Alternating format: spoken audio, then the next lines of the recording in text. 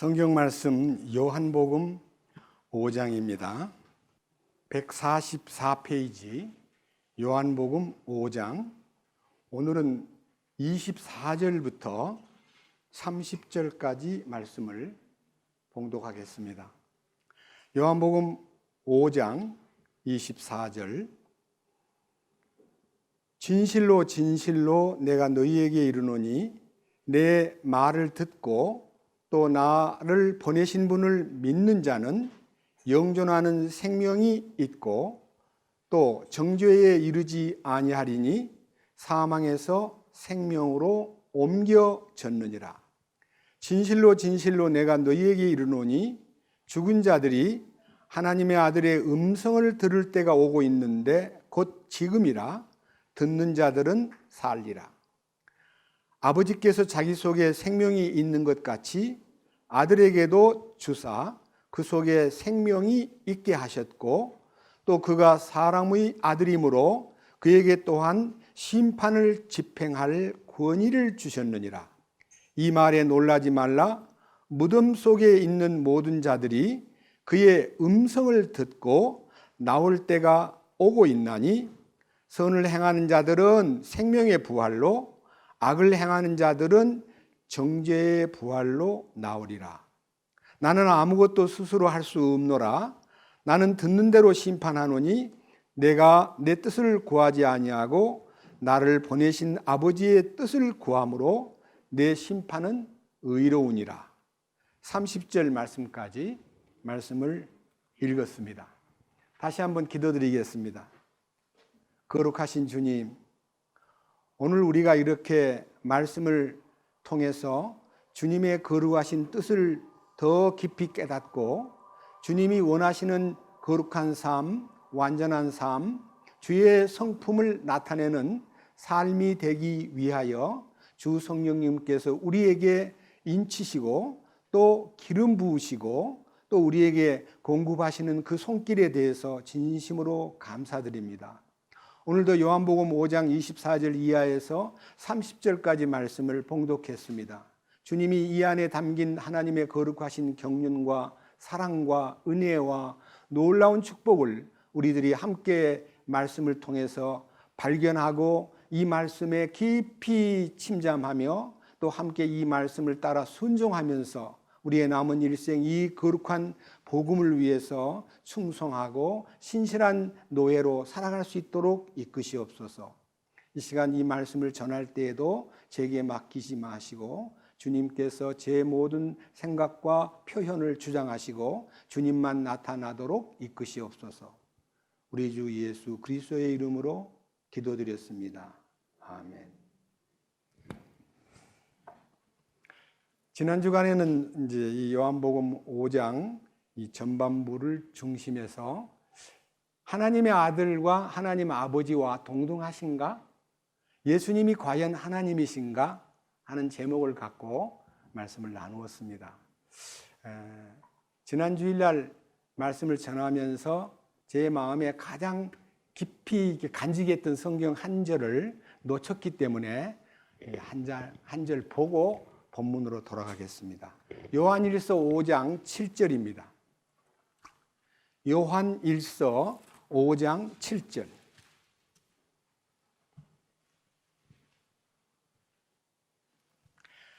(368페이지입니다) 요한일서 5장 7절에 하늘에 증언하는 세 분이 계시니 곧 아버지와 말씀과 성령님이시라. 또 이 세 분은 하나이시니라. 이 요한일서 5장 7절은 제가 50년 넘게 읽었던 개역성경에는 이 절수가 빠져 있습니다. 그래서 어떤 사람들은 이 성경이 그러면 집어넣은 거야? 아니 빠진 거야? 하고 논쟁이 있는데 저는 성경을 누구라도 가감하여서는 안 된다고 하나님께서 말씀했기 때문에 사람들이 이 성경을 일부러 집어넣어가지고 성경을 더 돋보이게 하려고 노력하는 것도 허락하지 않았고 성경에 있는 것이 좀 어색하니까 빼내가지고 하나님의 말씀이 좀 남들에게 잘 이해되도록 해야겠다고 노력할 필요가 없습니다. 정확하게 말씀드려서 욥기는 아브라함 시대에 살던 욥이기 때문에 BC 2000년경 사람입니다. 그러니까 욥기가 기록된 지 4000년이 되었습니다. 그리고 모세오경은 모세에 의해서 BC 1450년경에 기록되었기 때문에 우리의 시점에서 보면 3450년 전에 기록되었습니다. 그러니까 4000년 전에 기록되어서 서기 1세기에 마감이 된 성경을 어떤 시대에도, 우리 지금 21세기에도 성경을 야, 이거 안 되겠다, 이 시대에 안 맞는 것 같아, 이건 정말 좀 사람들이 볼 때 너무 시대가 바뀌니까 이해가 안 될 것 같아 해가지고 성경을 고치거나 보정하거나 증보시키지 않았습니다. 한 번도 고친 적이 없는 성경책. 그러니까 하나님 말씀이죠. 그런데 저는요, 우리 주님이 이 하늘에 증언하는 세 분이 계시니 아버지도, 말씀이신 예수님도, 성령님도 다 이 세 분은 하나이시다. 이거는 누가 아무리 막으려 해도 하나님 아버지와 아들이신 예수님과 성령님은 하나이시다는 것을 뒤집어 엎거나 그것을 깨트릴 수가 없다는 것입니다. 그래서 요한일서 5장 7절에는 아버지와 말씀과 성령님 이 세 분이 하나다 하는 말을 빼버렸기 때문에 개역 성경을 읽는 분들이 8절을 가지고 씨름을 하는데 이렇게 생각합니다. 땅에 정하는 셋이 있으니 영과 물과 피라. 또 이 셋은 하나로 일치하느니라. 이걸 가지고 삼위일체를 설명하려고 많이 노력을 하다 보니까 영은 성령이고 물은 말씀이고 피는 예수님이다 이렇게 해가지고 막 억지로 이걸 풀려고 하기 때문에, 왜 피는 예수님이라 생각하는데 왜 물이 하나님이냐 이렇게 물으면 아주 옹색하게 대답을 합니다. 7절이 없기 때문에 그런 말을 하는 거예요. 8절은 예수님이 이 땅에 오셔가지고 성령으로 당신이 물과 피로 하는 이 물과 피는요, 예수 그리스도의 신성과 인성, 그가 십자가에서 피 흘리심과 그 흘리신 피의 효능이 물로 표현이 되는데, 옆구리에 창을 찔렀을 때 그 옆구리에서 물과 피가 쏟아져 나온 그 광경을 보고 물은 성령의 흐름을 얘기하고 피는 속죄의 능력을 얘기하기 때문에 이 땅에서 예수님이 오신 목적이 분명히 이 8절에서 설명되고 있는 것입니다. 오늘 읽은 요한복음 5장 24절 이하의 성경은요, 제가 일주일 동안 이 성경을 놓고 읽을 때 너무 가슴이 뜨겁고 막 이렇게 이상하게 흥분되는 성경 구절입니다. 왜 그러냐? 요한복음 5장 24절 본문으로 돌아갑니다. 진실로 진실로 내가 너희에게 이르노니 내 말을 듣고, 이게 1번이에요. 내 말을 듣고. 두 번째, 나를 보내신 분을 믿는 자는, 나를 보내신 분은 하나님이셔요. 예수님을 보내신 하나님을 믿는 자는, 세 번째, 영존하는 생명이 있고, 네 번째, 정죄에 이르지 아니하나니. 이 정죄라는 단어는요, 헬라어에서 크리노라는 동사형, 그리고 명사는 크리시스라고 하는 명사형, 크리시스, 정죄, 심판, 결론, 판단, 결론, 이런 말이 이 크리시스라는 단어인데, 개역 성경에는요, 내 말을 듣고 또 나 보내신 이를 믿는 자는 심판에 이르지 아니한다라고 되어 있음으로써 여기 정죄라는 단어는 심판이라는 단어하고 똑같은 단어입니다. 그리고 마지막에 사망에서 생명으로 옮겼느니라. 이 성경 하나만 갖고도 죄악 가운데 빠져서 혼돈 속에서 허덕이는 인간을요, 이 말씀을 한번 읽어보셔요. 진실로 진실로라는 말은 헬라어에서 아멘, 아멘이라고 되어 있습니다. 아멘이라는 말은 진실로라는 뜻이고요, 또 아멘이라는 말은 네, 맞습니다, 제가 동의합니다, 네, 참 되신 말씀이십니다 라고 고백하는 단어입니다. 예수님이 진실로 진실로라는 말은 예수님이 입에서 아멘, 아멘 하시면서 이 말씀은 믿음직스럽고 그 누구도 변동시킬 수 없는 원리, 이 5가지 원리입니다. 내 말을 듣고 또 나 보내신 이를 믿는 자는 영원한 생명을 얻었고 심판에 이르지 아니하나니 사망에서 생명으로 옮겼느니라 하는 이 놀라운 선언이 예수님이 이 땅에 오신 목적을 다 거기다가 담고 있는 엑기스입니다. 엑기스. 자, 듣고라고 하는 말에 대해서 이제 사람들이 예수님의 말씀을 듣지 않는 사람이 너무 많아요. 아무리 들려주고 싶어도 듣지 않겠다고 도망가는 사람이 많고 듣기는커녕 욕하는 사람도 많습니다. 전혀 들으려고 하지 않습니다. 인류 역사상 75억이 넘는 이 인간 가운데 예수님의 음성을 듣고 그 말씀을 따르는 자는 지극히 적은 무리고 그 말씀을 거부하는 사람이 너무 많습니다. 그런데 여기에 자 밑에 내려갑니다. 27절. 또 그가 사람의 아들이므로 그에게 또한 심판을 집행할 권위를 주셨느니라. 심판을 집행할 권위라고 하는 것은요, 예수님이 이 땅에 오신 목적은 심판하러 세상에 오지 않았습니다.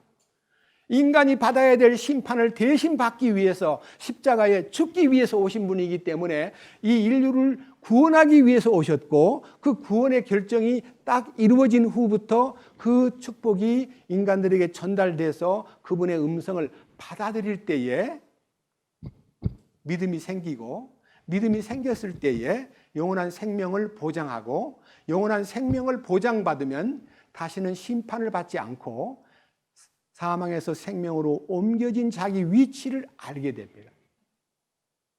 그런데 이 땅에서 그분의 음성을 거절하고 그분의 소리, 그분의 말씀에 대해서 관심을 갖지 않는 사람들이 육신적으로 70년 내지 100년, 요새는 100년 시대라 그래서 100세 시대가 되어서 오래오래 산다 합니다. 100살 먹고 죽었다고 해도 그 죽음은 거부할 수가 없어요. 주님의 부르심은 거부할 수가 없고 그 육신은 땅에다가 묻어두고 그 다음에 그의 영과 혼이 그분 앞으로 가는데 구원받지 않은 사람은 영이 죽었기 때문에 혼만 하나님 앞에 갑니다. 그래서 혼만 가는 사람, 영이 하나님의 생명을, 영원한 생명을 소유하고 영 안에 하나님의 영원한 생명이 머뭅니다. 요한복음 6장 63절에 살리는 것은 영이니 육은 무익하니라. 내가 너희에게 이른 말이 영이요 생명이라. 이 영적 생명이 영원한 생명의 하늘에 속한 조회, 하나님의 생명, 영원한 생명. 인간의 생명은 한정되어 있고 시간 속에 있고 죽으면 끝나요. 사람들은 무덤에 들어가는 것이 끝인 줄 알지만 절대 그렇지 않습니다. 자, 여기 보십시오. 28절. 이 말에 놀라지 말라. 무덤 속에 있는 자들이 그의 음성을 듣고 나올 때가 오고 있나니. 자, 무덤 속에 들어가 가지고 끝난 줄 알았는데 하나님이 불러내는 거예요. 불러내는데 어떻게 불러내느냐? 시차를 약 1000년이 넘는 사이에 1000년.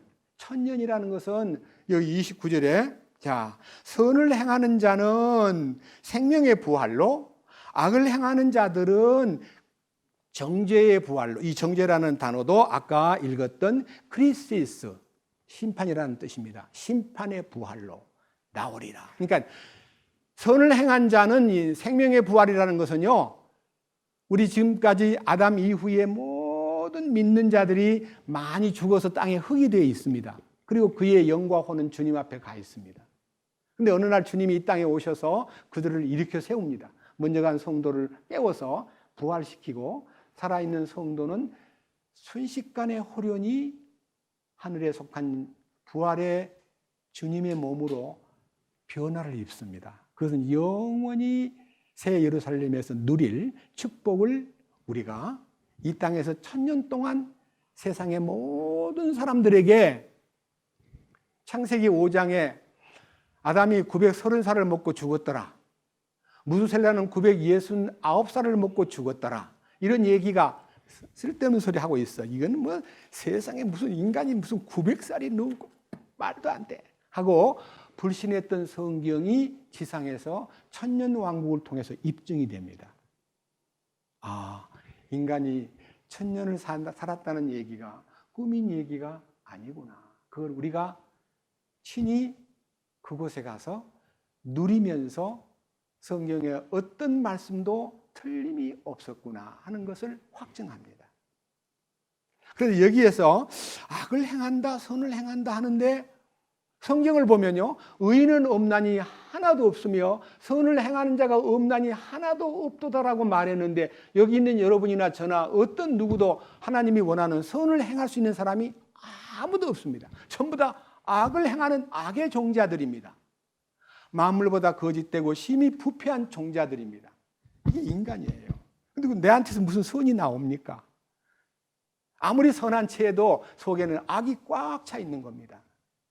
그런데 이 악이 가득한 나의 삶 속에 우리를 구원하러 오신 예수님께서 먼저 내가 그 악의 근원인 사탄의 조종에 의해서 저질렀던 모든 죄값, 그 죄값은 사망이기 때문에 그 죄값을 주님이 치르셨고 그 죄를 영원히 용서해 주심으로써 죄의 빚을 갚게 됩니다.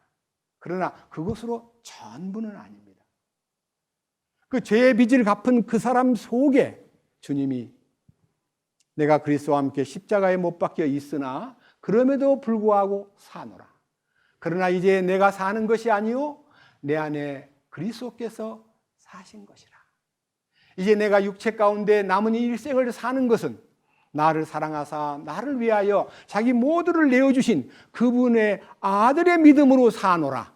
그러니까요, 주와 함께 죽었다는 것을 발견하고 내 안에 내가 스스로 왕 노릇하고 내가 결정했던 인생의 모든 결정권을 왕이신 주님께 위임하고 그리스도 예수의 믿음으로, 그리스도 예수의 크레딧으로, 그리스도 예수님의 믿음 안에서 사는 것이 내 믿음으로 사는 생활이 아니라는 것을 발견함으로써 바로 주님의 완전하신 선이 나를 지배하는 그 선이 우리에게 이제 표현될 때는요, 형제가 연합하여 동거함이 어찌 그리 선하고 아름다운고.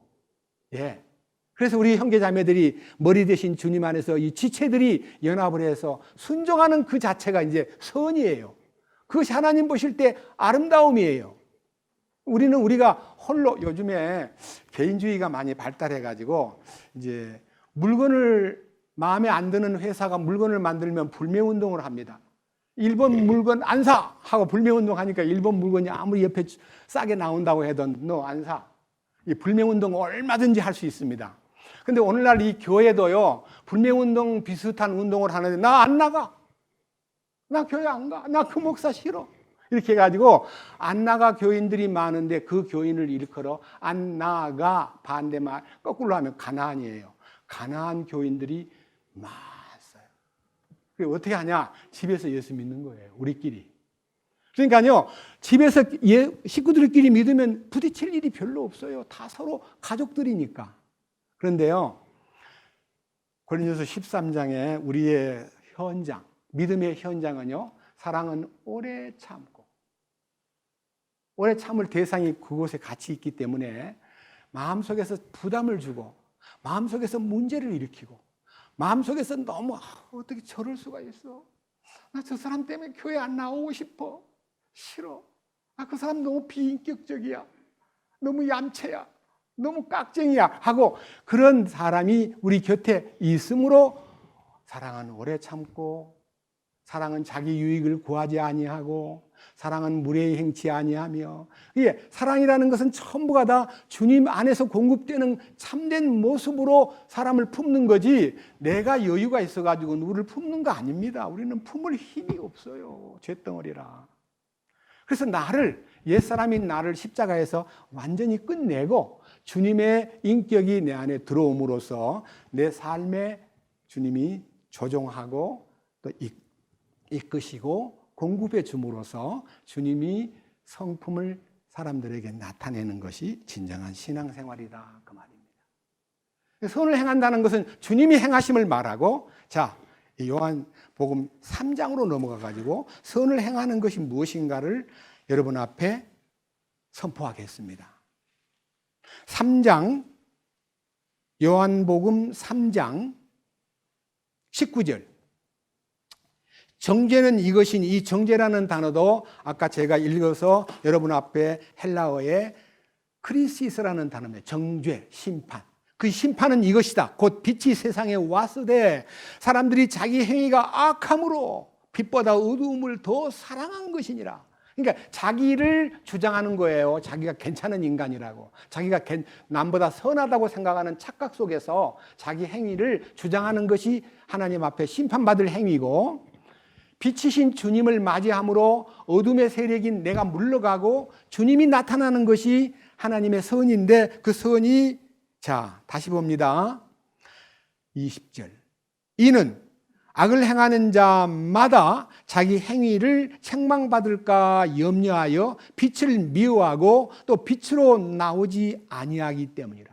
악을 행한다는 말은요, 주님의 행하심을 거절하고 사탄에 의해서 조종받는 자기 삶을 정당하다고, 윤리적이라고, 도덕적이라고, 괜찮다고, 믿을만하다고 주장함으로써 예수님의 행위가 내게 전혀 필요 없다는 거예요. 그것이 바로 악을 행하는 겁니다. 21절. 그러나 진리를 행하는 자는 빛으로 나오나니, 진리를 행한다는 말은 주님 안에서 주님의 행하심을 따르는 자는 빛으로 나오나니, 이것은 자기 행위와 또 그 행위가 내가 한 게 아니라 하나님 안에서 이루어졌다는 것을 나타내려 함이라. 이건 내가 한 거 아니에요. 주님께서 하셨어요. 저는 칭찬받을 자격이 없어요. 저는 지금 통로로 사용되었을 뿐입니다. 저는 다만 그냥 마이크입니다. 그분이 말씀하신 것을 제 입으로 통과시킨 것에 불과합니다. 저는 파이프입니다. 물은 그분이 보내주신 거고 저는 그냥 통로로 사용된 것뿐입니다. 여기에 말하는 진리를 행하는 사람은 빛으로 나오나니, 이것은 자기 행위와 또 그 행위가 하나님 안에서 이루어졌음을 나타내려 함이라. 이해되시죠? 우리는 우리가 뭘 한 거라고 느끼는 것이 마태복음 7장 21절이에요. 나더러 주여 주여 하는 자마다, 예수님을 주님이라고 말하는 것은, 주라는 뜻은 로드라는 단어고, 로드라는 단어는 왕이라는 뜻이에요. 아, 나의 왕이시여, 나의 왕이시여, 내가 주님의 이름으로 선지자 노릇도 하고, 주님의 이름으로 귀신도 내쫓고, 주님의 이름으로 이것저것 많은 일을 하였습니다. 그러면 주님이 수고했다, 참 네가 내 이름으로 많은 희생을 치르고 열심히 살았구나라고 칭찬받아 마땅한데, 주님께서 22절에서 불법을 행하는 자들아, 나는 너를 도무지 알지 못해, 나를 떠나, 이렇게 거절당한다는 거예요. 왜? 자기가 했다고 주장하니까. 우리가 신앙생활은 내가 이제는 아무것도 할 수 없고 주님이 내 안에 오셔가지고 주장하셔서 당신의 인격과 당신의 사랑과 당신의 겸손과 당신의 모든 인내와 당신의 그 거룩하신 성품을 삶 속에 드러내는 것이 크리스찬의 생활이라는 것을 우리는 익히 알고 있습니다. 그래서 우리가 이제 사람을 만나면요, 과거 얘기 많이 하는 사람은 아직까지 주님이 그 안에 안 계신 사람일지도 몰라요. 과거 얘기 뭘 합니까? 아무리 좋은 얘기도 과거 얘기는 이제 끝났어요. 왜? 누구든지 그리스도 안에 있으면 새로운 창조물이라. 이전 것은 지나갔으니 보라 새 것이 되었도다. 분명히 주님 오시기 전에 BC가 있고 주님 오신 이후에 AD가 있는데, AD를 얘기해야지 왜 자꾸 BC를 얘기해요? Before Christ.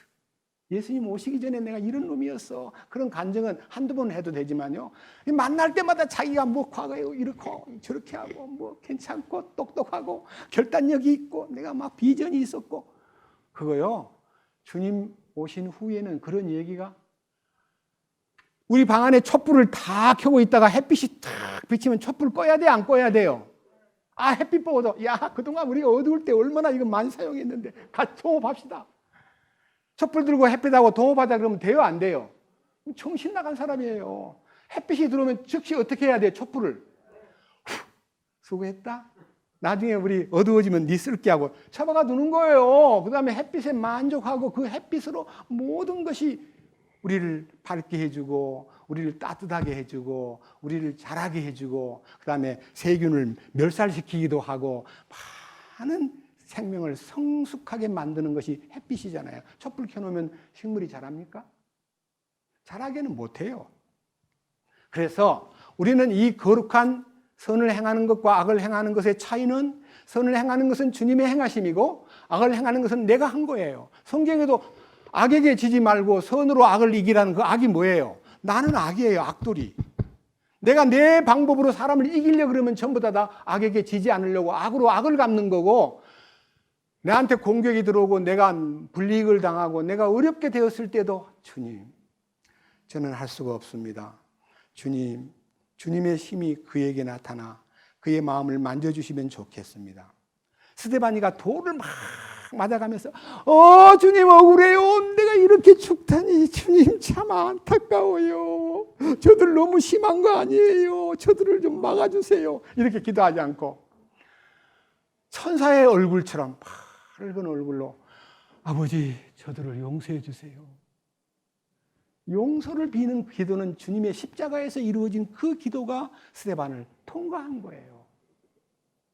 이 세상에서 가장 억울하게 죽은 분은 예수님이에요. 죄가 하나도 없는데 죄를 뒤집어 쓰고 돌아가셨으니까 얼마나 억울해요. 근데 주님은 억울하다 하지 않고요. 저들을 용서해 주세요.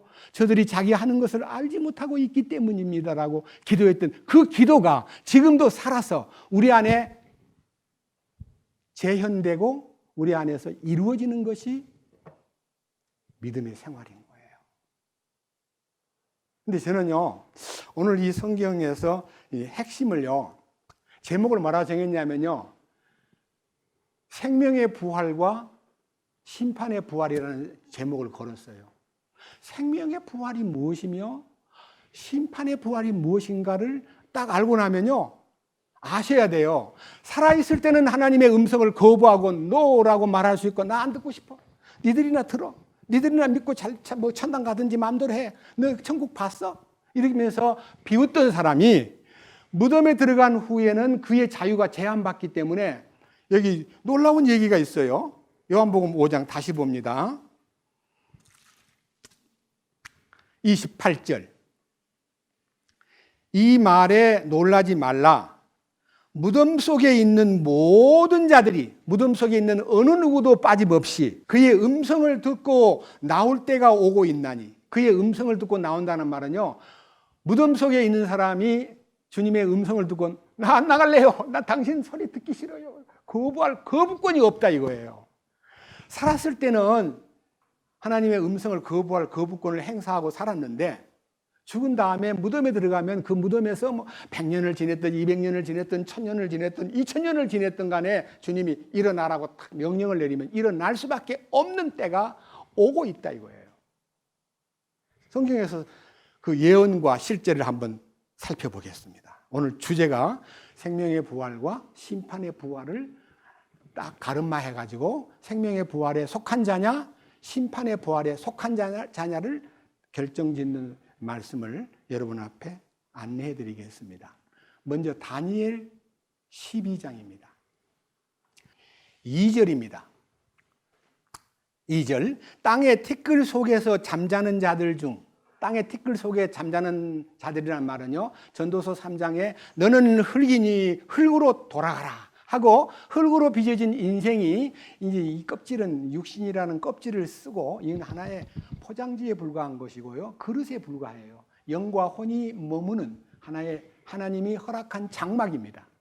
그러니까 이게 인생이 영과 혼이 이 땅을 떠나면 이 흙덩어리에서 나온 인생이 흙에서 난 것을 먹고 살다가 그리고 흙으로 돌아가는데 땅에 티끌이 돼가지고 잠잔다는 말은 나사로가 죽었을 때 주님이 나사로를 깨우러 가자 그러니까 잠들었으면 깨울 수 있겠네요. 그러나 예수님은 죽음을 잠이라고 하셨고 인생들은 그 죽음을 잠이라고 하지 않아요. 잠든 사람이 깬다는 전제하에 잠들었다는 말을 하는 거지 하나님만이 인생이 잠들어 있는 거야. 1000년을 자든 2000년을 자든 자고 있다가 그 티끌 속에 잠자는 자들이 많은 사람이 깨어나는데 그 깨어난다는 말은 주님이 불러일으키는데 얼마는 영존하는 생명에 이르고, 그러니까 부활의 생명을 얻은 사람은 주님이 깨울 때요 변화를 받아서 영광스러운 몸으로 덧입고, 그 다음에 나머지 얼마는 수치스럽게 영존하는 치욕에 이르며, 영존하는 치욕이라는 말은요 영원한 부끄러움을 덮어쓰고 부활한다는 것입니다. 근데요, 여러분들 상상을 한번 해보세요. 성도의 부활은요, 예수님 부활한 몸과 같은 몸으로 부활하기 때문에 남녀노유나 어떤 차별도 없이 부활하는 몸이 영광스러운 영화로운 몸으로 변화를 받습니다. 그런데 심판의 부활은요, 죽을 때 그 모습으로 그대로 부활합니다. 30살 때 애를 놓다가 돌아가신 어머니는요, 30살 상태에서 부활을 하고, 그 딸은 90살 먹고 죽었는데 그 딸이 부활하니까 90살 먹은 할머니로 부활해요. 그리고 둘이 통화에 안 통해요. 얘기해 보세요. 90 먹은 할머니 딸하고 30살 먹은 어머니하고 만나면 통해 안 통해요? 안 통하게 돼 있는 거예요. 다 각각의 죄짐을 졌기 때문에 그곳에 가서 내 딸이 여기 있었구나. 왜 그때 내 안 믿었어? 나는 그때 형편이 어려워서 못 믿었는데. 그렇게 말할 제비가 못 돼요.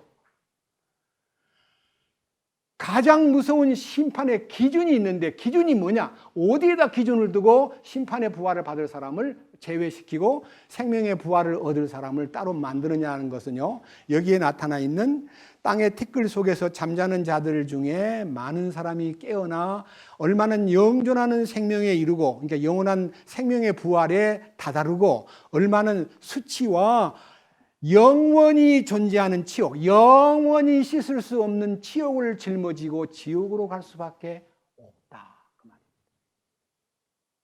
자, 요한복음 3장 가서 그 흐름을 다시 한번 관찰하겠습니다. 이제는 요한복음 3장 17절로 갑니다.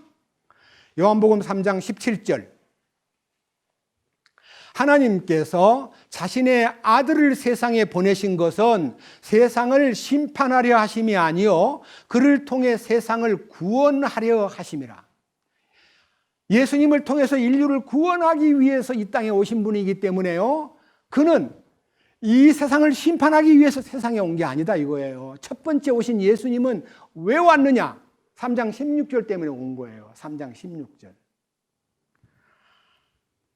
하나님께서 세상을 이처럼 사랑하사 자신의 독생자를 주셨으니 이것은 누구든지 그를 믿는 자는 멸망하지 않고, 이 멸망이라는 말이 부활을 하되 심판의 부활을 받아서 수치를 짊어지고 영원한 불못으로 들어가 영원히 나올 수 없는 그 영원한 멸망에 이르지 아니하고 영존하는 생명을 얻게 하려 함이라. 영존하는 생명이라는 단어는요, 아까 요한복음 5장 24절에 영존하는 생명, 개역에서는 그냥 영생 그랬지만요, 영원한 생명은 하늘에 속한 생명을 받아가지고 하늘에 속한 그 거룩한 생명이 그 안에서 자라서 영원히 누림이 천국 생활이에요. 그러니까요, 영원한 생명이 내 안에 오면은 그 속에서 죽어서 천국 가서 겨우 천국 맛을 보는 게 아니라 그 영원한 생명이 동반된 평화와 기쁨과 하나님의 거룩하신 안식이 그에게 주어지기 때문에 찬송가에 기록되어 있듯이 멀리 배던 하늘나라 내 마음속에 이루어지니 날로 가깝도다라는 고백이 삶 속에서 자꾸 피어오르고, 그리고 마음속에서 이제 더 깊이 주님 안으로 들어가면 나와 세상은 간 곳 없고 구속한 주님만 보입니다 하고, 그리고 고백이 주 예수님보다 더 귀한 것은 없습니다. 세상의 부귀와 영화와 행복과 명예로도 바꿀 수 없는 주님, 나는 주님뿐입니다 라고 하는 고백이 이 삶 속에서 표현되게 되어 있습니다. 저는 요한복음 이 5장 본문을 읽으면서 막 뜨겁게 감사한 것은요, 혹시 여러분들이 기억하실지 몰라도 이 엔돌핀 박사라고 막 건강에 대해서 많은 얘기를 하면서 사람이 음식을 잘못 먹으면 안 된다. 그래서 고기 같은 거 먹지 말고 어떻든지 채소를 많이 먹으면서 건강을 유지하는 것은 마음에서 기쁨이 솟아오를 때 엔돌핀이 생성하고 그 엔돌핀이 생성하면 아주 건강이 면역이 강화된다는 얘기를 해가지고 엔돌핀 박사라고 알렸던 이 암흑의 안식교 닥터 리라는 사람이 한 3년 전에, 4년 전, 18년이니까 4년 전에 저 강원도에다가 뉴스타트 치료원, 그러니까요, 환자들이 다 이제 암 말기든지 막 많은 병으로 이제 사형 선고를 받은 사람이 그리로 몰려와가지고 그 의사 선생님한테 치료를 받는데 같은 교단에 있는 안식교의 어떤 집사님 한 분이 췌장암인가 걸려가지고 이 2달밖에 못 산다는 사형 선고를 받고 와가지고 선생님, 죽는 것이 너무 무서워요. 내가 정말 주님을 만날 수 있을까? 참 확신이 없어요. 어떻게 하면 좋을까요? 하고 너무 애달파하기 때문에 그냥 응급결에 앉혀놓고 상담을 한다고 한 게 이 엔돌핀 박사가 요한복음 5장 24절을 딱 펴가지고 집사님, 우리 이 성경 한번 읽어봅시다. 우리 같이 한번 둘이 같이 읽어보고 또 생각하면서 읽어보고 또 읽어봅시다 하고 요한복음 5장 24절을 펴가지고 내 진실로 진실로 내가 너희에게 이르노니 내 말을 듣고 또 나 보내신 이를 믿는 자는 영존하는 생명을 얻었고 심판에 이르지 아니하나니 사망에서 생명으로 옮겨질 것이니라. 집사님, 지금 보니까요, 옮겨질 게 아니고요, 옮겨졌다고 돼 있네요. 사망에서 생명으로 옮겨졌대요. 영원한 생명이 있대요. 심판을 받지 않는데요. 하다가 자기도 깨달아 버린 거예요. 그리고 그녀도 깨달아가지고 막 너무너무 행복해가지고 그 행복감에 놀라운 엔돌핀이 솟아나가지고 안 죽고 췌장암 걸리면 6, 7개월 되면 죽어요. 살아나가지고 우리 지금까지 종교에 쏘아가지고 율법을 따라갔는데 안식일 지키는 게 인간의 할 일이 아니라 안식일이 내게 와야 되는데 그걸 모르고 안식일 지킨다고 이렇게 씨름을 해왔는데 이거 안식교 이거 아니네요. 정말 주님은 우리 안식의 주인이시고 이 말씀을 받고 나니 내 안에 안식이 왔어요. 집사님 감사합니다. 저도 이제 깨달은 것 같아요. 그래가지고 그 즉시로 이제 안식교에서 탈퇴해가지고 이제 안식교인들은 이렇게 얘기한답니다. 그 사람이 믿음이 없어서 나간 거야. 믿음이 없어서 나갔대요. 그때까지 믿음은 자기 믿음이었지만 율법 아래 사는 믿음은 자기 믿음이고 은혜 아래 들어오면 자기 믿음은 사라져버리고 주님 믿음이 내 안에 주어지는 거예요. 여러분, 우리 믿음이라는 단어는 크레딧이에요. 우리는 신용이 훼손되고 부도난 사람들이에요. 내가 신용 부도난 사람이 어디 가서 카드를 들고 가서 긁으려고 하면 쓱 넣어보더니 뭉텅구리네요. 안 되네요. 다른 카드 없어요? 왜 카드가 부도났는데 그 카드를 왜 내밀어요? 그건 멍청한 사람이에요. 그래서 우리 주님이 어느 날 영원한 생명 안에 딱 들어오니까 당신의 카드를 하나 딱 주면서 이걸로 써. 주님이 카드를 하나씩 나눠준 거예요. 우리 그 카드로 사는 거예요. 맞아요, 안 맞아요? 우리는 신용 부도가 난 사람들이에요. 모두가. 저도 부도 난 사람이에요. 그래서 주님이 카드를 하나 주더라고요.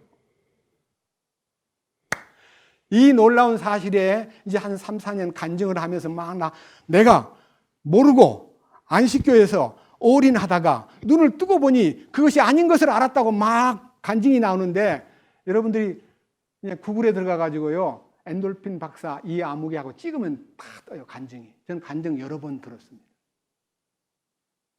우리 형제로서 당당하게 지금 복음 안에 있는데 제 마음에 기도가 지금 있습니다.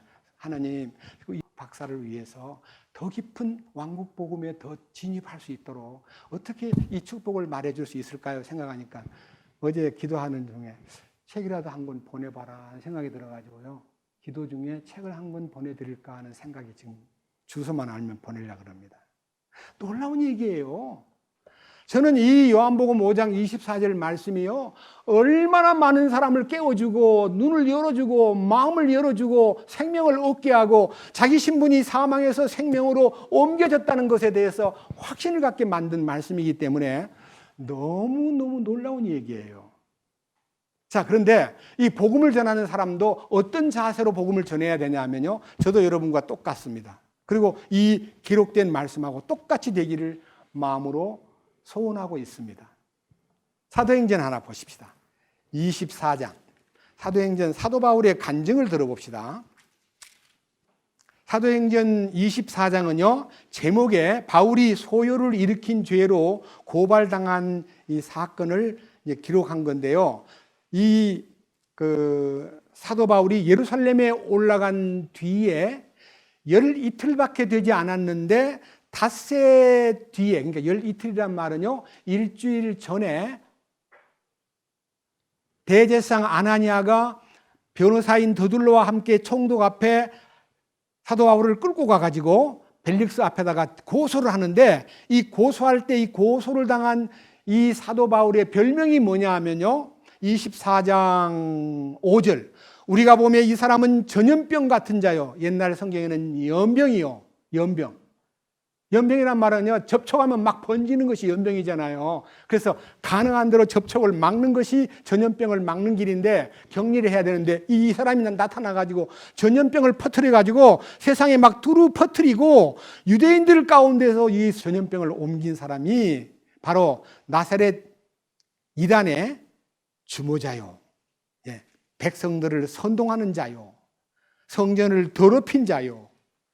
그래서 우리가 붙잡아 법에 의해 재판하려 했지만은 총독 루시아가 폭력 속에서 그를 건져내가지고 각하 앞에 세웠습니다. 각하도 아시는 바와 같이 이 사람은 아주 죽일 놈입니다 하고 이제 온갖 방법으로 막 고소를 하니까요, 이 말을 들은 벨릭스가 10절에서 총독 벨릭스가 그에게 말합니다.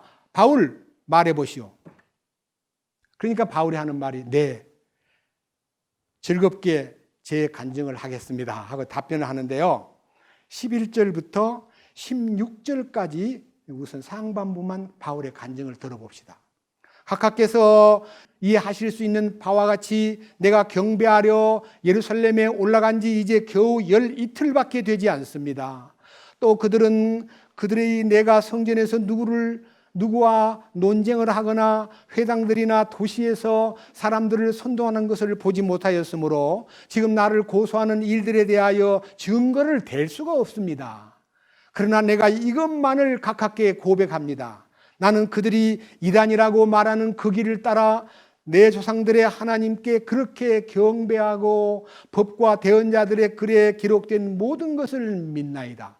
또 그들도 스스로 인정하는 바와 같이 하나님을 향한 소망을 내가 가졌으니 그것은 곧 죽은 자들의 부활, 즉 의로운 자들의 부활과 불의한 자들의 부활이 있으리라 하는 것입니다.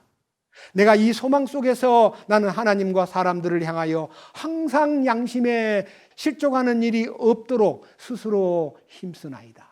그러니까요, 여기에 나타나 있는 사도 바울의 간증 속에 죽은 자의 부활 중에 두 개의 부활이 있는데, 의로운 자의 부활과 불의한 자의 부활. 아까 요한복음에는 선을 행하는 자의 부활은 영생의 부활이고 악을 행하는 자의 부활은 심판의 부활이라 그랬는데, 이 두 부활을 놓고 우리는 살아가는 겁니다. 자, 여러분, 영원한 생명을 얻는 영생의 부활, 이 영생의 부활이라는 말은요, 사람이 어려움을 당했을 때 이 말씀이 나왔기 때문에 이 일에 대한 부활의 배경을 육체의 부활과 영원한 생명에 관련된 것을 함께 이렇게 다루고 있는 부활의 내용, 부활의 이 조건에 대해서 말씀을 올리겠습니다. 자, 죽음이라는 이 죽음이 두 가지 죽음이 있습니다. 하나는 육체의 죽음.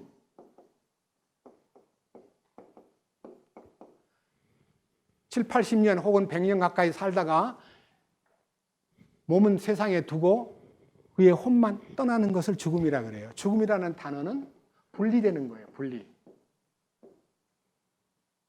내 안에 있던 생명이 나를 떠나는 것이 분리되는 거예요. 그런데 이건 육체에 속한 죽음이고 영적 죽음은 하나님과 영원히 분리되는 거예요.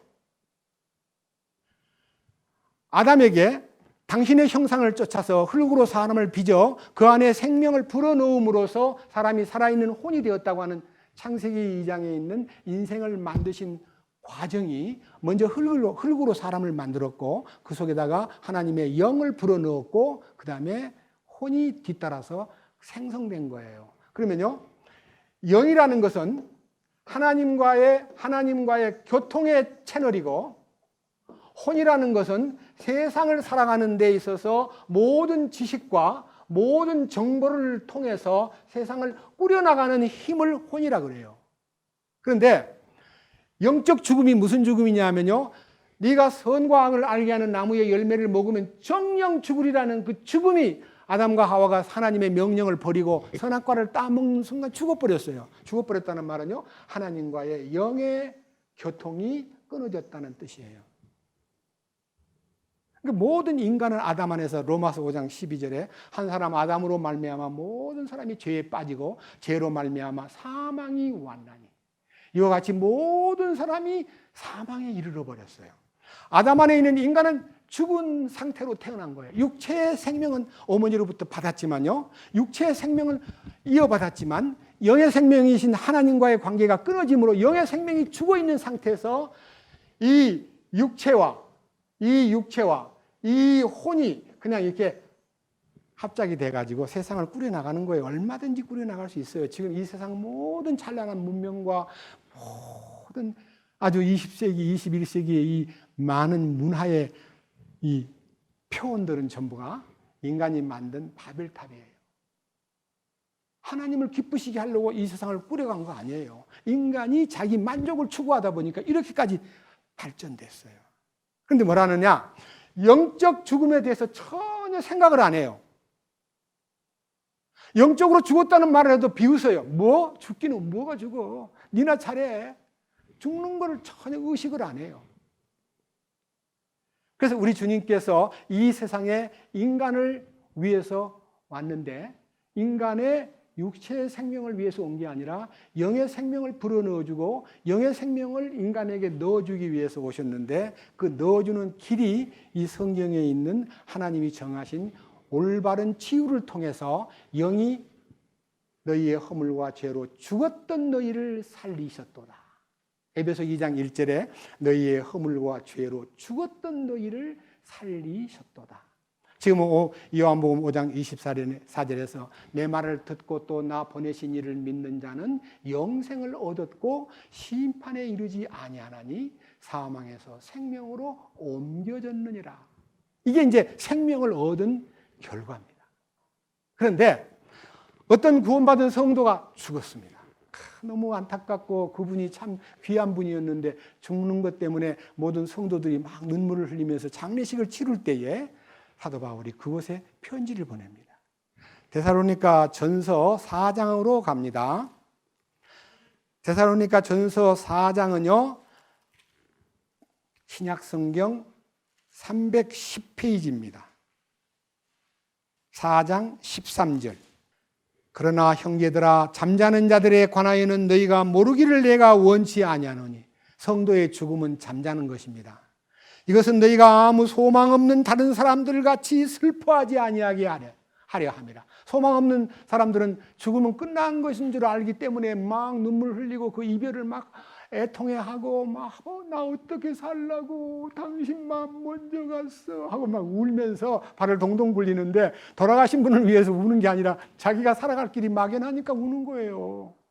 그런데 소망이 없는 사람은 울 수밖에 없고 발버둥 칠 수밖에 없지만, 자, 4절. 우리가 예수님께서 죽으셨다가 다시 일어나셨음을 믿을진대. 여기서 말하는 죽었다가 다시 사신 예수님을 믿는다는 말은요, 예수님의 죽음을 객관적으로 돌아가셨지 갈보리에서. 그래? 사흘 만에 부활했다더라.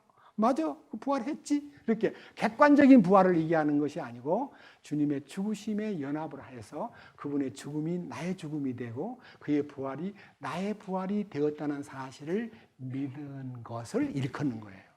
예수님의 죽었다가 다시 일어나셨음을 믿을진데 그와 같이 예수님 안에서 잠자는 자들도 하나님께서 그분과 함께 데리고 오시리라. 그러니까 주님은요, 다시 오시마 하신 약속이 그 잠자는 성도들을 데리고 오마 한 약속이라는 거예요. 그래서 우리는 먼저 간 성도를 만나고 싶은 갈망이 있기 때문에 그때 우리가 이렇게 존경하고 성경 읽을 때 주님의 쓰이심에 너무 합당한 이 사도 바울, 사도 같은 분을 만나고 싶은데 어떻게 만날까? 그분은 거물이 아니에요. 자기 스스로가 나는 죄인 중에 괴수였다고 고백할 만큼 겸손한 사람이에요. 우리는 그 사도 바울과 함께 대등한 위치에서 주님 감사합니다. 형제님 고생 많으셨죠? 아니야, 나는 고생한 거 별로 없어. 시대가 발달하니까 더 많이 고생했을 거야. 이러면서 옛날에는 1세기는 단순 사회였기 때문에요. 직업도 아주 단순하고 농사 짓는 일이나 아니면 뭐 아주 간단한 일들만 있었는데 지금은 얼마나 복잡합니까? 우리가 이해할 수 없는 직업도 많더라고요. 자, 그런데 15절. 우리가 주의 말씀으로 너희에게 이것을 말하노니 곧 주께서 오실 때까지 살아서 남아있는 우리가 결코 잠자는 자들보다 앞서지 못하리라.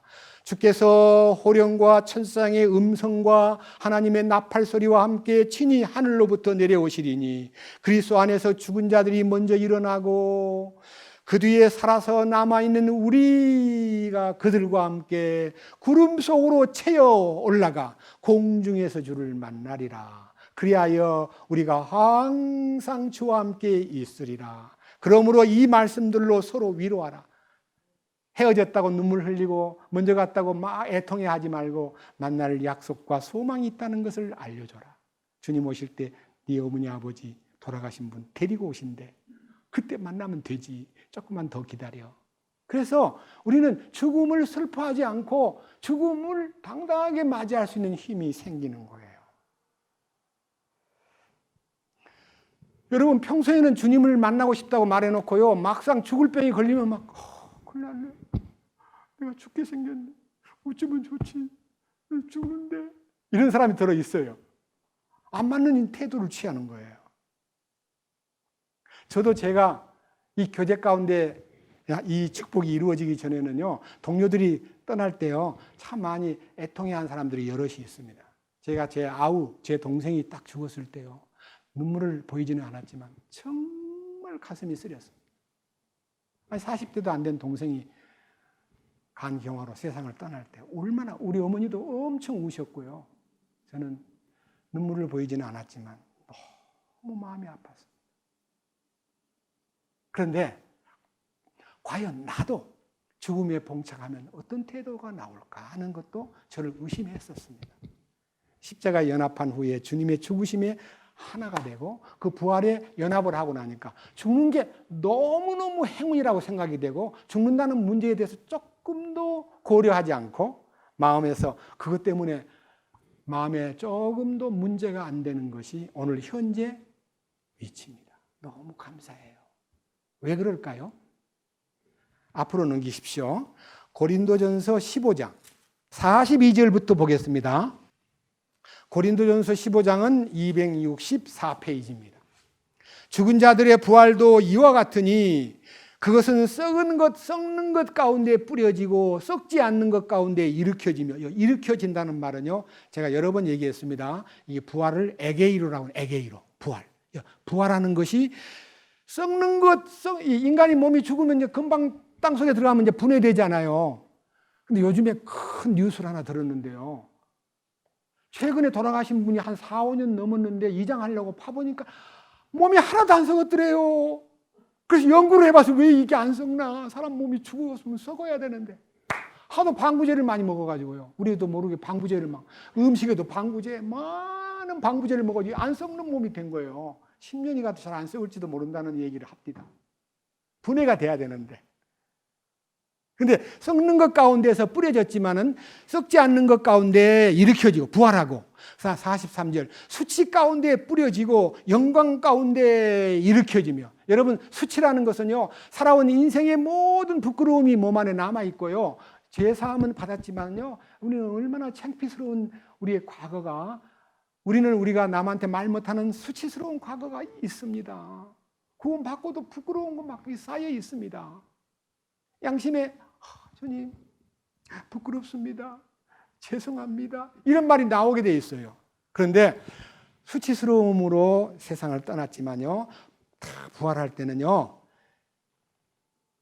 권능 가운데 일으켜지며 영광 가운데 일으켜지며 연약함 가운데 뿌려졌지만 권능 가운데 일으켜졌으며 본성에 속한 몸으로 뿌려졌지만은 영에 속한 몸으로 일으켜지고 본성에 속한 몸이 있듯이 영에 속한 몸이 있다. 첫사람 아담은 살아있는 혼이 되었더라 함과 같이 마지막 아담은 살려주는 영이 되었느니라.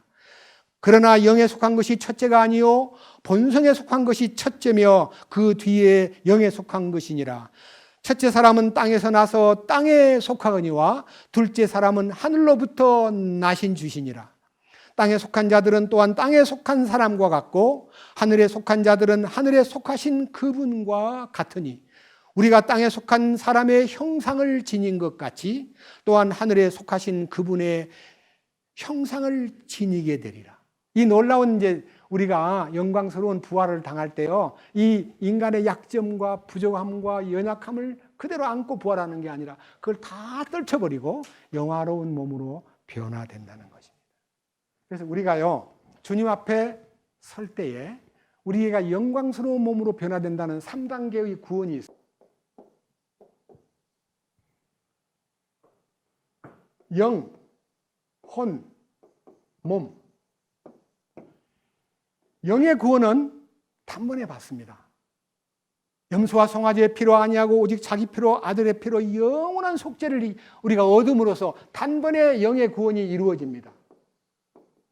그런데 이 단번에 이루어진 것이 믿음의 기초입니다. 그런데 이 혼의 구원이라는 것은 사람들이 메뉴가 뭐 혼의 구원을 또 받아야 돼, 말도 안 돼, 무슨 한 번에 다 받아. 어떻게 받냐면 영혼 구원을 받는 거야. 너희가 그 은혜를 인하여 믿음으로 말미암아 영혼이 구원받은 거지 무슨 뭐 영혼 구원 따로 받는 게 성경이 어디 있어 하고 무시하는 사람이 많은데, 여러분 시편만 여러분들이 1장부터 150장까지 보면요, 혼이라는 단어가 105번인가 나옵니다. 혼. 그 영혼이라는 단어가 전부 다 혼입니다. 시편 23편에 나의 영혼을 소생시키시며, 그 영혼이라는 단어는 아닙니다. 혼입니다. 나의 혼을 소생시키시며. 그래서 이 혼의 구원은요, 혼의 구원은 조건이 있습니다. 이거는 선물로 주어지는 영의 구원이지만요, 혼의 구원은 조건이 반드시 있어요. 누구가 조건을 달았냐 하면요, 마태복음 11장 28절에 수고하고 무거운 짐진 자들아 다 내게로 오라. 내가 너희를 위하여 안식을 준다. 안식을 준다는 말은요, 안식을 베풀어주고 선물로 주는 거예요. 영의 안식이에요. 근데 29절에는 나는 마음이 온유하고 겸손하니 나의 멍에를 메고 내게 배우라. 그리하면 너희 혼을 위한 안식을 찾으리니. 안식을 찾아야 돼요. 찾는 것은 구하고 찾는 자에게 주는 거예요. 그래서 이 혼의 안식은 조건인데 반드시 주님의 승인이 떨어져야 돼요. 승인. 무슨 승인이냐? 히브리서 5장과 6장 사이에 너희는 그리스도의 도의 초보를 버리고 완전한 대로 나가라. 어린아이처럼 맨날 젖만 먹지 말고 단단한 식물을 먹음으로써 의의 말씀을 경험하라. 하나님이 허락하시면 이 모든 것이 되리라. 허락. 하나님의 승인이 떨어져야 돼요. 이게 혼의 구원이 믿음의 완성이에요. 그래서 히브리서 12장 2절에 첫 번째, 믿음의 주요 온전케 하시는 이인 예수를 바라보자라고 개역에는 그리 되어 있는데요, 이 흠정역에는 믿음의 창시자요 완성자이신 예수를 바라보자. 이 영의 구원은 믿음의 창시요, 창시, 출발. 그 다음에 혼의 구원은 완성이에요. 베드로전서 1장 9절에 믿음의 결말, 곧 혼의 결말이 뭡니까? 엔드잖아요. 엔드. 믿음의 결말, 곧 혼의 구원을 받았기 때문이라. 이 혼의 구원은 완성이에요. 뭐가 완성이냐면요, 이 세상 사는 동안에 죄와 씨름하고 세상과 욕심과 씨름하던 것이 끝나고요, 갈라디아 2장 20절에만 서 있으면 안 돼요. 내가 저와 함께 죽었다는 것만 알면 안 돼요. 실제를 확인해야 돼요. 확인. 갈라디아 5장 24절에 그리스도께 속한 사람들은 육체와 함께 그 정과 욕심을, 우리 흠정에는 애착과 욕심을, 애착과 정욕을, 그 복수예요. 애착들과 정욕들을 십자가에 어떻게 해요? 박았느니라. 오, 다 끝났구나. 나만 죽은 줄 알았더니 내 안에 있는 것도 다 끝났구나. 이게 이제 확인이 돼야 돼요. 그 다음에 이제 간증이 나와야 돼요. 갈라디아 6장 14절. 내가 그리스도와 십자가 외에는 아무것도 자랑할 것이 없습니다. 내가 세상을 향해서 죽어 있는가 하면 세상도 나를 대하여 죽었습니다. 난 세상을 대하여 죽었습니다. 세상도 나에 대해서 죽었습니다. 이 간증이 몸의 부활을 보장받는 간증이 있어야 돼요. 간증. 왜 그러냐? 성경 보십시오. 고린도전서 15장 50절. 형제들아, 이제 내가 이것을 말하노니 살과 피가 뭐예요? 옛날 성경에는 혈과 육은 그래서 혈과 육이 뭐예요? 요 육신이잖아요. 혈과 육. 이 육신을 이대로 가지고서는 하나님의 왕국을 상속받을 수 없으며, 또 썩는 것은 썩지 않는 것을 상속받지 못하느냐. 내 속에 썩는 게 뭐예요? 이 부패의 요소가 조금이라도 남아있으면 하늘 상속을 못 받아요. 이 부패의 요소가 끝나야 돼요. 이 부패의 요소가 어디서 끝납니까?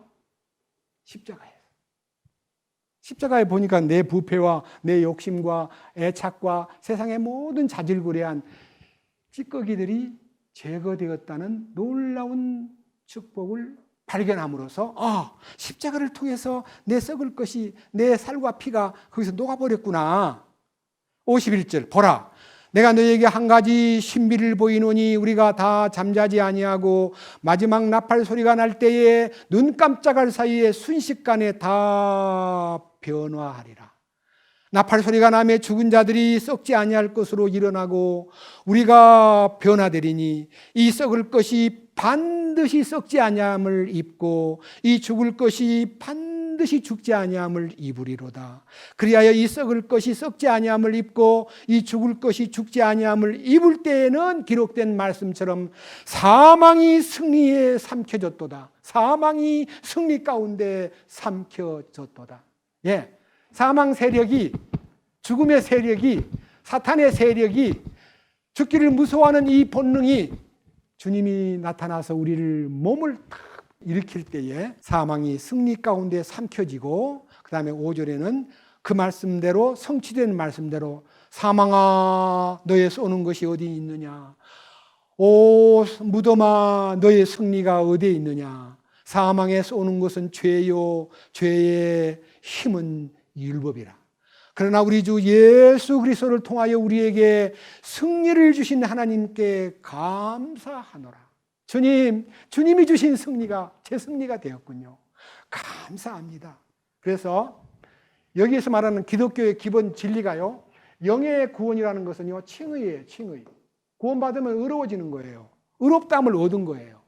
죄인이 의인이 된 거예요. 맞아요, 안 맞아요? 죄인이 의인 되었죠. 근데 의인이 되긴 되는데 죄 짓는 의인 말고, 네? 자꾸 자빠지는 의인 말고 변화받은 의인, 그 의인을 주님이 원하시는 혼의 구원에 따라서 나타나는 변화, 이 변화를 영어로는 sanctification 해가지고 성화라 그래요. 성화. 거룩하게 된 거예요. 성화. 성화를 덧입어야 돼요. 이거는 중간 과정이지만 이건 첫 번째 이루어진 거고, 이거는 결과예요. 성화. 그 다음에 이 마지막, 이게 몸의 구원이 뭐예요? 영화. 영화를 얻는 거예요. 영화로. 그러니까요, 이 변화받는 과정을 겪지 않으면 영화에 참여 못해요. 혈과 육을 안고 막 혈기 부리고 막 육신대로 살면서 주님 오실 때 부활하리라. 그들은 부활 못해요. 주님 올 때 변화되리라? 변화가 안 돼요. 아니, 군봉이가 나비가 돼야 안 돼요. 군봉이가 나비가 되긴 되는데 중간에 뭐가 돼야 돼요? 고치가 돼요, 고치가. 고치는 뭐예요? 죽어 있는 거예요. 어떻게 볼 때는 나무에 매달려서 대롱대롱 바람이 불면 대롱대롱 하는데 이게 어느 날 여기서 뚫고 나오는데 뭐가 나와요? 나비가 나오잖아요. 이 곤충 세계에서도 보여주었는데 군봉이가 바로 나비가 절대로 안 돼요. 고치가 돼야 돼요. 고치가 뭐예요? 죽음에 갇힌 거예요. 아시겠어요? 따라해봐요. 하나님, 나 고치 만들어 주신 거 감사합니다. 이제 부활을 기다립니다. 그때 뭐가 돼요? 나비가 돼요. 활 하늘을 날아가는 나비가 돼요. 그래서요, 우리가 주님이 주시는 이 놀라운 축복을 가슴에 지니고 여기 58절, 그러므로 사랑하는 형제들아, 너희는 굳게 서서 흔들리지 말고 항상 주의 일을 넘치게 하라. 너희 수고가 주 안에서 헛되지 않는 줄 너희가 아느니라. 그래서 우리는요, 이 십자가를 지고 수고의 짐을 지고 가는 것 같지만요, 우리에게 주어진 시간을 정말 자기가 할 수 있는 만큼의 충성과 헌신을 해야 됩니다. 좀 더 구체적으로 여러분들이 서로를 살피고 교회의 구석구석을 살피고 먼지가 있냐 없냐를 내 집을 관리하듯이 관리를 해야 돼요, 안 해야 돼요? 여기 있잖아요. 굳게 서서 흔들리지 말고 항상 주의 일을 넘치게 하라. 이건 너희의 수고가 헛되지 않는다. 이거 우리에게 주어진 주님의 명제입니다. 영광스러운 부활을 입기 위해서는요, 반드시 첫 번째 은혜를 받는 것만 아니라 두 번째 혼의 구원을 받아야 되고, 그래야 마지막 그 간증에 의해서 주님이 보장해 주는 거예요. 이 축복이 우리 모두의 것이 되기 위해서 이 요한복음 5장에 나타나 있는 이 영광스러운 얘기를 다시 한번 읽어보고 마치겠습니다. 요한복음 이제는요, 여기 5장 본문 한 절을 보고 마치겠습니다. 27절부터 봅니다. 또 그가 사람의 아들이므로 그에게 또한 심판을 집행할 권위를 주셨으니, 주님이 심판을 집행할 권위를 주었다는 말은 이 땅을 심판하러 오신 분이 아니고 이 땅을 심판을 끝내러 왔는데 끝낸 심판을 받아들이지 않은 사람을 심판해야만 되는 거예요. 그것이 하나님의 공의예요. 그 공의가 나타날 때 너무너무 엄청난 공의가 나타납니다. 그런데 안식교나 여호와 증인들은 지옥이 없대요. 사랑의 하나님이 무슨 지옥을 만들어? 말도 안 돼. 그럼 하나님의 공의가 망가지는 거예요. 하나님의 공의는요, 하나님은 공의의 하나님이고 사랑의 하나님이에요. 공의의 하나님은 죄를 철저하게 미워하고 심판해요. 그런데 사랑의 하나님은 죄인을 철저하게 사랑하고 용서해요. 그러니까 죄인을 심판하려면 여러분, 예수님이 이 땅에 안 오고도 하나님이 전능자이기 때문에 인간의 모든 죄가 다 내가 사하노라 하고 말할 수 있어요. 그러면 돼요. 근데 하나님의 공의가 거기 없으면 충족이 안 돼요. 그래서 하나님의 공의가 완성되는 장소가 십자가고요, 그 뒷면에 하나님의 사랑이 흐르는 곳이 십자가예요. 십자가를 통해서 공의를 완성했고 십자가를 통해서 사랑을 완성했어요. 그 십자가의 능력에 붙잡힌 사람만 하나님이 별도로 취급하고, 십자가를 거부한 사람은, 무조건 거부한 사람은 지옥이고요, 십자가의 용서만 받아들이고 연합을 받아들이지 않은 사람은 천연왕국에서 제외시키는 거예요. 절대 이 얘기는 제가 꾸민 얘기가 아닙니다.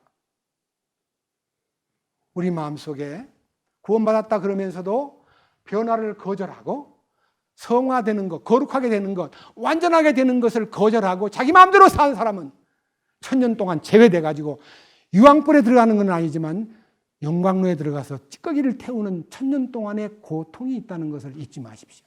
그곳에 가면 슬피 울며 이를 가는 곳이 바로 지옥이 아닌, 성경 하나 보고 마치겠습니다. 마태복음 5장 21절. 옛사람들이 말한 바 너는 살인하지 말라. 누구든지 살인하는 자는 심판의 위험에 처하게 되리라 한 것을 너희가 들었으나 나는 너희에게 이르노니 누구든지 까닭없이 자기 형제에게 화를 내는 자는 심판의 위험에 처하게 되고 누구든지 자기 형제에게 나가라 하고 말하는 자는 공회의 위험에 처하게 되고, 누구든지 너 어리석은 자여 하고 말하는 자는 지옥불에 들어가리라 그랬어요.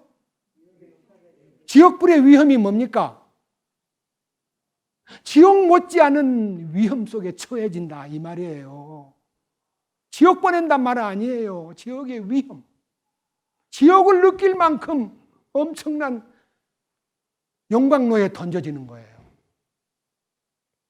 형제를 무시하고 업신여기고, 그리고 살인을 해서가 아니라 살인의 요소인 증오와 미움과 미련한 사람, 나쁜 인간, 죽일 놈, 이렇게 말하는 것은 속에 변화가 오지 않았기 때문에 그런 말이 함부로 입으로 나오는 거예요. 마음에 가득한 것이 입으로 나오는 거예요. 내가 죽고 주님이 내 안에 사시면 그런 말을 할 수가 없잖아요. 기도하시겠습니다. 주님, 오늘 우리는 두 가지 심판에 대해서 말씀을 상고했습니다.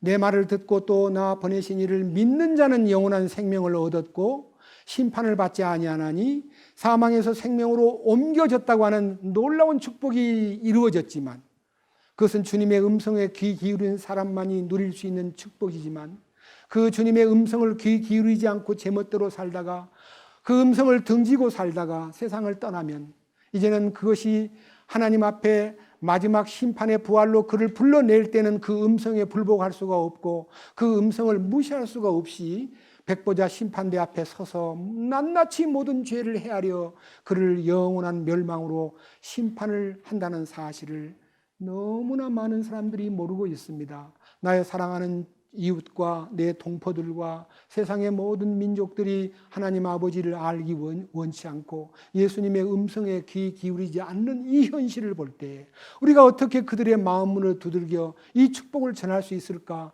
우리 모두가 다 노심초사 이 일을 위해서 한결같이 순종하는 충성된 노예가 되도록 인도해 주옵소서.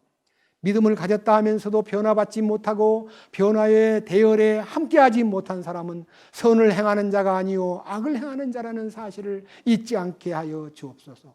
죄인이 악을 행한 대가로 심판의 부활을 받지만 의롭다고 함을 얻은 자가 악을 행하는 자는 불 가운데 던져지지는 않지만 용광로의 심판을 받는다는 거 잊지 않고 기억하는 하나님의 공의 앞에 분명히 공의가 이루어진다는 것을 알고 믿게 하여 주옵소서.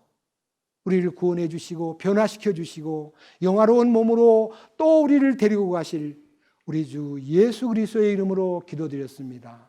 아멘.